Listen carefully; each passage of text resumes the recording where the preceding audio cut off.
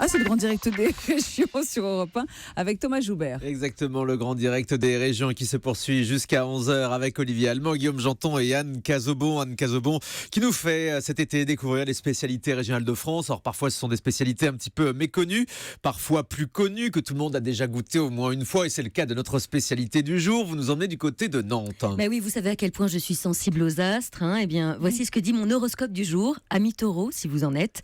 Cœur, celui ou celle que vous aimez n'attend qu'un geste de votre part pour accéder au bonheur. Suffisait de demander, Thomas. Je vous impressionne à ce point-là. Bon, je m'exécute. Aujourd'hui, je vous propose de réveiller notre enfant intérieur. Bon, pour certains, il va falloir le ranimer.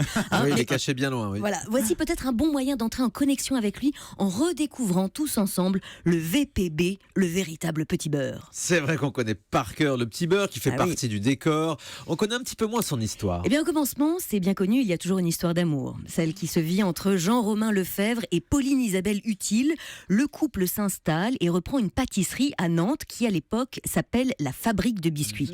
Le succès est immédiat et les deux jeunes époux sont même un peu précurseurs en matière de marketing. Ils rebaptisent leur société LU en prenant leurs deux initiales de leurs deux noms, Lefebvre et Utile. C'est ainsi que naît la marque LU. Ah bah j'aurais appris quelque chose. Alors Thomas, si on faisait pareil, vous et moi, si on prenait les deux initiales de Joubert et Cazobon, ça ferait JC, ça marcherait moins et puis je crois que c'est déjà pris. Oui, c'est ça. Oui. Bon, en tout cas, déjà quelqu'un qui a l'exclu. Il faudra attendre en tout cas la deuxième génération pour que le célèbre petit beurre sorte du four. Son inventeur s'appelle Louis, c'est le cadet de 3 enfants qui reprend donc l'affaire familiale et il voit déjà très loin à l'époque. D'ailleurs, quand il a l'idée du petit beurre, il sait qu'il est dans le vrai puisqu'il le dit en 1888, je crois que je viens de mettre au point un produit promis à un grand avenir. En fait, le biscuit se vend comme des petits pains, mais le jeune homme ne pense pas à le protéger et du coup, les copies fleurissent. C'est aussi pour cette raison qu'on peut lire maintenant sur les célèbres paquets rouges et blancs, LU, véritable petit beurre de Nantes. Oui, véritable. Voilà. Alors, à quoi est-ce qu'il ressemble ? Alors, tout est dans le détail et croyez-moi, le sens du détail, Louis Lefebvre Utile l'a bien plus que de raison, un peu comme vous, Thomas.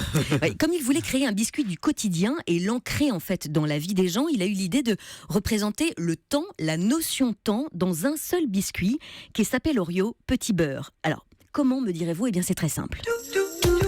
En fait, mieux que le calendrier des pompiers, mieux que le calendrier chaton des PTT, voici le petit beurre qui a un aspect calendaire bien caché. Alors j'ai bien compté, le petit beurre a 52 dents. 52 dents. Et devinez quoi, chacune de ces petites dents représente chacune des semaines de l'année. Oui, les 4 coins représentent les 4 saisons. Non, vous saviez ça, Sophie ? Le petit beurre... Non, j'apprends. Et il mesure sur 7 cm, 7 cm pour les 7 jours de la semaine.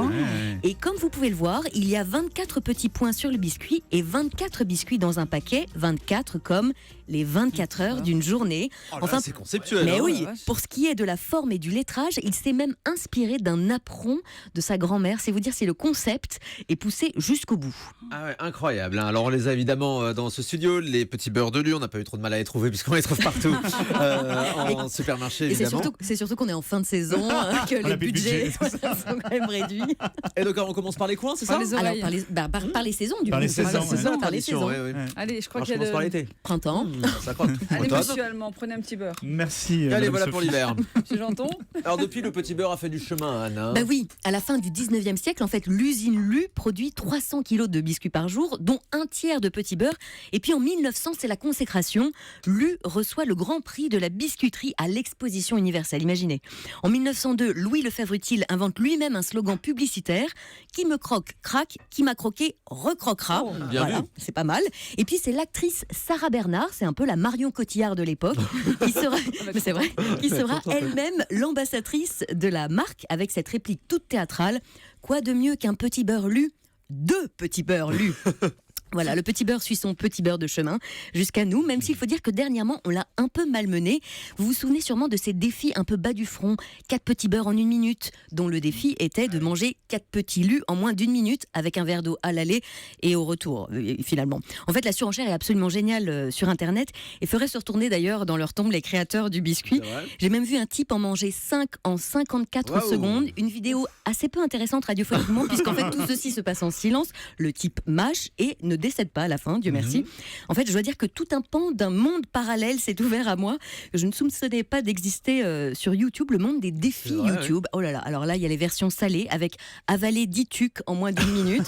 Il y a le fameux gobage de flamby, bien sûr. Les modes de beurre, avaler les piments forts. Enfin, oui, on trouve tout. Hein. Je vous assure que parfois, je me demande si tout le monde a la lumière à tous les étages. Mais ne jugeons pas. Dans mes bons jours, je me dis qu'ils ont peut-être évolué. Oui, peut-être qu'aujourd'hui, ils chassent des Pokémon. Enfin, toujours est-il qu'aujourd'hui, à 130 ans, le petit beurre de Lu n'a pris aucune ride.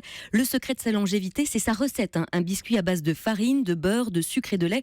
Aujourd'hui, 6400 tonnes de véritables petits beurres se vendent chaque année. Les anciennes usines Lu, elles, dans le centre-ville de Nantes, ont été détruites et remplacées par des habitations, des hôtels, dans le quartier de la Cité des Congrès notamment et du Canal Saint-Félix. Une des 2 tours de l'usine Lu a été rénovée. Le bâtiment d'ailleurs s'appelle le lieu unique. On a gardé le L et le U de Lefebvre et Utile. C'est devenu un lieu incontournable de Nantes, un lieu culturel avec des cafés, bars, restaurants, boutiques, salles de spectacle et d'exposition. Et un autre lieu emblématique des petits beurres, c'est le château de Goulaine où l'on peut visiter le musée du petit beurre.